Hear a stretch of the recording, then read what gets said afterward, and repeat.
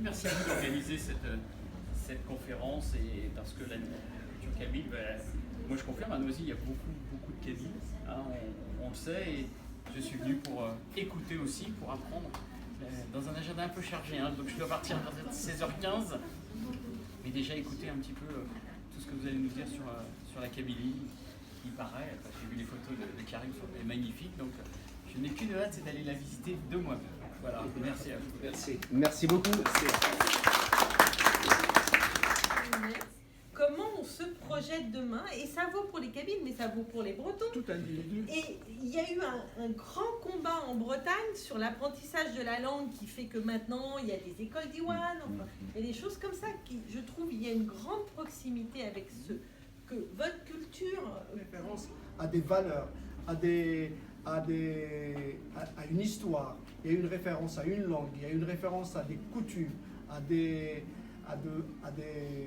traditions, et tout ça c'est important. Donc la chanson kabyle est une constante de l'identité berbère, comme le club de foot est une constante de l'identité et de la revendication de notre histoire.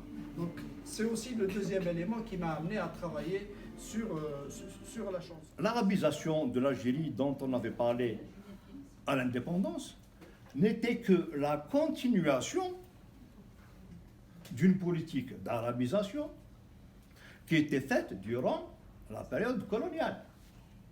Ce qui veut dire que, contrairement à tout ce qu'on dit, la colonisation, elle a sûrement d'ailleurs fait comment dire, des torts, et peut-être je me limite en disant ça, à la population algérienne, mais pas concernant l'arabisation. Dans les années 80, fin des années 90, vous avez le Congrès mondial à Mazir qui a décidé d'acter le nouvel an berbère et le drapeau berbère comme un élément officiel de l'identité berbère. Et si vous regardez dans l'histoire du temps long, vous savez, ça commence petit à petit. Années 60, 70, 95, et puis dans les années 2000, avec le réseau de la coordination des berbères de France, on a réussi à instituer cet événement. C'est-à-dire que l'événement a lieu un peu partout dans les mairies françaises. Et vous voyez, le temps il est long et il faut être patient. Nous aujourd'hui, le temps il doit se concentrer ici en France. Il y a eu des débats, l'Algérie, le Maroc, la Tunisie, etc. Moi je suis né ici. J'ai un rapport symbolique, un rapport romantique à ma berbérité, à l'Afrique. J'y tiens. Ce qui est en train de se passer, c'est civilisationnel. C'est une civilisation qu'on a tenté d'enterrer, qu'on a tenté de tuer, qui est en train de renaître, comme le phénix qui renaît de ses cendres. C'est ce qui se passe aujourd'hui pour la question berbère, pour l'identité berbère. On voit que l'histoire de la Méditerranée est en train de reprendre, de se réapproprier son histoire. Et je suis super fier de vous voir tous ici présents, parce qu'au départ, on n'était pas beaucoup.